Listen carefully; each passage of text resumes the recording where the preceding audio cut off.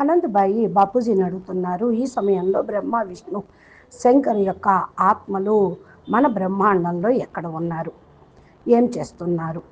బ్రహ్మపురిలో ఉన్నారా? విష్ణువుని చూడండి, బ్రహ్మను చూడండి అని అడుగుతున్నారు. బాపూజీ అంటూ ఉన్నారు, బ్రహ్మ కూడా మారిపోయారు, విష్ణువుని చూడండి, విష్ణువు కూడా మారిపోయారు. బ్రహ్మ మనిషిగా అయిపోయారు. కొద్ది సమయం పూర్వమే బ్రహ్మ ఉండేవాడు, ఇప్పుడు మనిషి అయిపోయారు.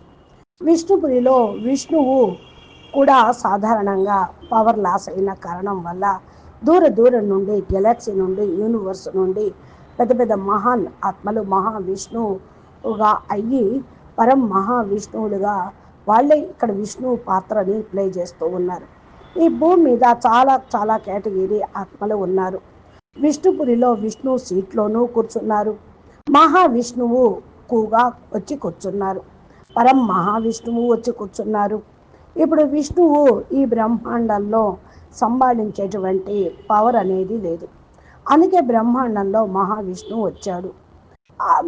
పరం మహావిష్ణువు పాత్ర చేస్తున్నారు. అయితే యూనివర్స్ నుండి, గ్రేట్ యూనివర్స్ నుండి యూనివర్స్కు వచ్చారు.